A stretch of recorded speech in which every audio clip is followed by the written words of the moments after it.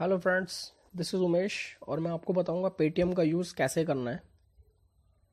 सबसे पहले इसे आप अपने प्ले स्टोर से डाउनलोड कर लीजिए। डाउनलोड करने के बाद इसको जैसे ही आप इंस्टॉल कर लेंगे, इंस्टॉल होते ही इसमें सबसे पहला ऑप्शन आपके पास आएगा साइन अप का। साइन अप के लिए आपको अपने मोबाइल नंबर इसमें डालना होगा, ईमेल आईडी डालनी होगी और जो भी पासवर्ड जो आपको याद रहे इजीली वो आप इसमें डाल सकते हैं। अगर आप इसमें स्पेशल कैरेक्टर यूज़ करेंगे तो ये आपका पासवर्ड स्ट्रॉन्ग कर देगा। जैसे ही आप साइन अप पर क्लिक करेंगे, एक ओटीपी आएगा आपके पास, उसे आप डालेंगे, वो आपका अकाउंट क्रिएट कर देगा। पहला ऑप्शन है पे। अगर आप किसी को पेमेंट करना चाहते हैं तो स्कैन कोड और मोबाइल नंबर जो इम्पोर्टेंट है उसको ऑप्शन होगा यूज़ कर सकते हैं, जो मैंने रेड सर्कल में किए हुए हैं। स्कैन कोड में जैसे ही आप स्कैन कोड पर क्लिक करेंगे, कैमरा ऑन हो जाएगा और उस कैमरे को उसके बार कोड के आगे या क्यूआर कोड के आगे रखेंगे तो वो आप उसका अकाउंट एक्सेस कर लेगा इस तरीके से, और उसका नाम स्क्रीन पे दिखाई देने लगेगा। और जो भी पैसा आप उसको देना चाहते हैं वो अमाउंट इसमें आप डाल दीजिए और प्रोसीड टू सेंड करते ही वो पेमेंट इंस्टेंटली उसके पास पहुंच जाएगी। जैसे ही पेमेंट सक्सेसफुल होगी आपकी स्क्रीन ग्रीन हो जाएगी और उस पर्सन का नाम आपको दिखाई देगा। और सेम ही तरीका मोबाइल नंबर वाले ऑप्शन में है, उसमें केवल आप उसका मोबाइल नंबर के थ्रू उसको पेमेंट कर सकते हैं, इसमें किसी क्यूआर कोड की ज़रूरत नहीं पड़ती। सेकंड ऑप्शन है ऐड मनी। अगर आप ई वॉलेट के अंदर कोई पैसा डिपॉजिट करना चाहते हैं, रखना चाहते हैं किसी चीज़ की पेमेंट करने के लिए, तो वो उतना अमाउंट जैसे मैंने रेड सर्कल में किया हुआ है उतना अमाउंट उसमें लिख दीजिए और ऐड मनी में जैसे ही करेंगे उसके बाद वो आपसे आपकी बैंक डिटेल मांगेगा। ये बैंक डिटेल आप डेबिट कार्ड के थ्रू, क्रेडिट कार्ड के थ्रू या इंटरनेट बैंकिंग के द्वारा एक्सेस कर सकते हैं। इसमें जैसे ही आप डेबिट कार्ड का नंबर, उसकी एक्सपायरी डेट और सीवीवी नंबर डालेंगे तो पे नाउ का ऑप्शन आएगा। जैसे ही उस पर क्लिक करेंगे आपसे 3D पासवर्ड अगर आपने जनरेट किया हुआ है तो, अदरवाइज आपसे ओटीपी मांगेगा। जैसे ही उसे डाल के सबमिट करेंगे आपकी पेमेंट सक्सेसफुल हो जाएगी।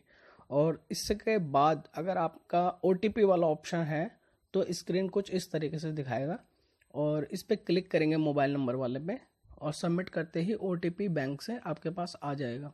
जो भी ओटीपी आप उसमें डालेंगे और सबमिट करते ही आपकी पेमेंट उसमें सक्सेसफुल हो जाएगी और आपको मैसेज मिल जाएगा कि जो भी आपका अपडेटेड ई वॉलेट बैलेंस है वो ये है।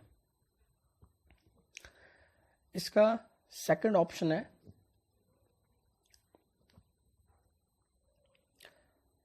थर्ड ऑप्शन है पासबुक। पासबुक में जो भी अमाउंट आपने डिपॉजिट किया है या आ, निकाला है वो इसमें शो करेगा।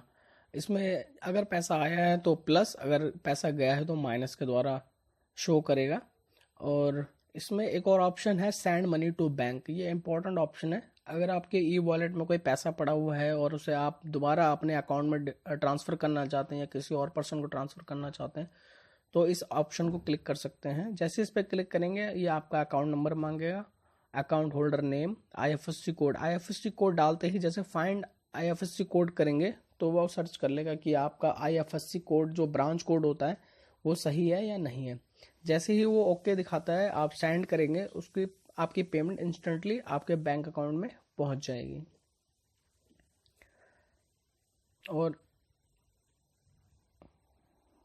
इसका फोर्थ ऑप्शन है एक्सेप्ट मनी। अगर आप किसी से पैसा लेना चाहते हैं, अगर अपना क्यूआर कोड जानना चाहते हैं तो एक्सेप्ट मनी पे, एक्सेप्ट पेमेंट पे आप क्लिक करेंगे और आपका बार कोड आपके सामने आ जाएगा। उस बार कोड को आप जिसके भी आगे जो आपको पे कर रहा है उसके आगे रखेंगे, वो आपका अकाउंट तुरंत इंस्टेंटली एक्सेस कर लेगा और आपका नाम उसकी स्क्रीन पे दिखाई देने लगेगा।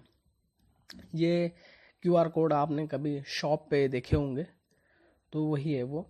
और इसके 4 और ऑप्शंस हैं जो काफ़ी यूज़ होते हैं। Mobile prepaid recharge, mobile postpaid recharge, electricity bill, DTH. इसमें मोबाइल रिचार्ज करने के लिए मोबाइल नंबर डालेंगे, करंट ऑपरेटर अपने आप ही वो उठा लेगा और जितना अमाउंट आप रिचार्ज करना चाहते हैं या ब्राउज प्लान्स में देख सकते हैं कि क्या अच्छा ऑफर चल रहा है, उसको करते ही जैसे आप प्रोसीड टू रिचार्ज करेंगे वो आपका रिचार्ज कर देगा। सेम ही तरीका इलेक्ट्रिसिटी में, मोबाइल प्रीपेड में, डीटीएच में होता है। आपने मुझे इतना समय दिया, थैंक यू वेरी मच।